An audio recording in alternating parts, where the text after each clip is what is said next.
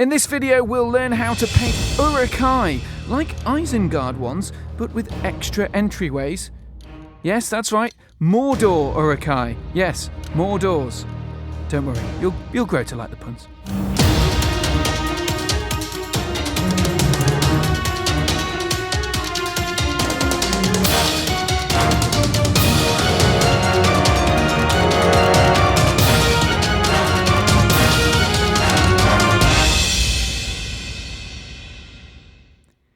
Hello and welcome to another Battle Games in Middle-earth painting tutorial.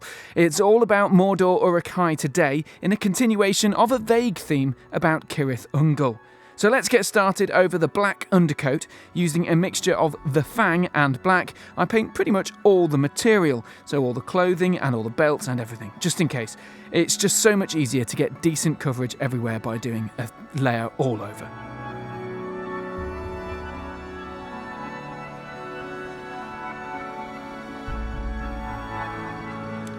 Next, with Daemonette hide, paint those Uruk thighs.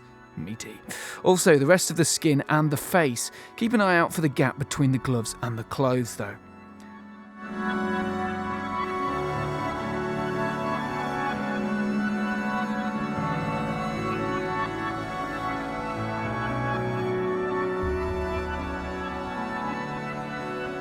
Now, with a layer of Leadbelcher, paint the sword, the top of the helmet, not that one, you dirty beggar, and the fists of the gloves. Also get a nice layer on the chainmail as well, and the little middle of the shields. By the way, those shields, I press moulded those using blue stuff and the shields from the Moran and Orc box set. Highly recommend blue stuff, by the way, absolutely amazing stuff, and really simple to use and cheap as well. Then, with Rhinox hide, or Scorched Brown, let's paint the timber on the shield. Would you believe it? I use Scorched Brown in almost every paint job, and that paint pot is still going strong, but Rhinox hide is the new version of that. Now, with Baneblade Brown, I paint the hair, dot the eyes, roughly anyway, and put a layer on his mitts. I love this paint. Such a different shade of brown, and not one I use often either. And I'll also use this paint to paint the wood grain on the shield later with this, so feel free to do that now, but the shield was a bit too wet, so I'll come back to it. So we move back to the bulk of the model, which is looking a little plain still, so using the Fang, we carefully highlight the folds of the material. This layer is the most complex and important to make it look good, but actually it's still fairly simple. All it takes is a steady hand and the ability to see those folds, and that's honestly mostly down to thin layers of undercoat and the base colour not being too thick, and of course a pair of glasses if you need one. Just to emphasise, let's see this in real time.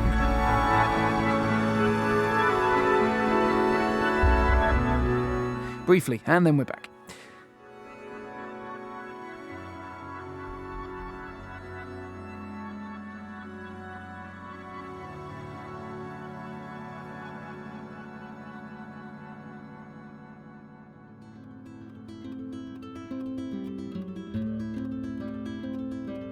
Then a quick wash of Druchi Violet on the skin to shade in those recesses. Make sure you use the matte version, not the gloss. Uruks may be sweaty, dank creatures, but even they don't look quite right with shiny skin. This time though, I do use the gloss version of the wash, but of Nuln Oil, and that pretty much goes over everything except the skin. It really ties it all together nicely, the leather, the metalwork and the gloves. Also, please admire the bottom half of a Candish warrior below. I think I may add half a warrior in the background to all of my videos in the future. Prizes if you spot it. Not really. Moving on now to the suspenders and boots on this strapping lad. I paint them in Doombull brown, and I decide to also paint the little bit over his belt. It may actually not be the belt, or it may be. I can't really decide. It's not really clear on the model. So I sometimes paint it in brown, sometimes in blue-grey. What leather takes your fancy?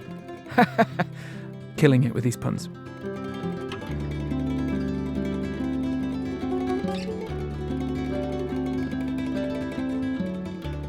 Now, continuing in an incredibly efficient manner, I revisit the shield I mentioned earlier with Baneblade Brown. Just carefully follow the grain of the wood here, leaving Rhinox hide in the recesses. I try, and fail, to replicate it on the back of the shield, which doesn't have the grain inbuilt into the model, but that can always be tidied up with Rhinox later. Now onto the dreaded mixing of paints. We mix up Daemonette hide and Emperor's children. Yes, I killed lots of Emperor's children to make a nice sickly highlight for the flesh tone. Paint that onto the nose, the forehead and the chin, and then work around those biceps and those Uruk thighs to give them a subtle highlight. Then, using Averland Sunset, or Iyanden Darksun, I then go back to those eyes, the teeth and the hair to neaten them up a little after the wash earlier. I don't want to take these colours too bright, so I'll probably leave them a grimy yellow. It's tough to get eye drops or a toothbrush in Mordor. Then, with Reikland Fleshshade, I give a neat wash to the belts and straps I painted in Doombull Brown earlier. With Mournfang Brown, I then do a quick edge highlight of those belts just to make them sparkle a little before moving on to the sharp edges. The main focus is the cleaver. I paint lots of little strokes away towards the edge to give it a serrated look, but I also try to give the appearance of sharpened edges on the boots and the iron fists.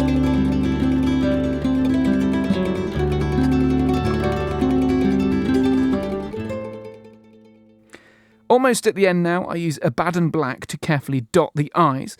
Also, I realised I hadn't painted the straps on the sword handle, so I did that quickly in Doombull Brown before moving on to the shoes in Dawnstone or Codex Grey. Then I always try and put a nice decoration on the bases, which are going to be a little drab because they're Mordor and grey.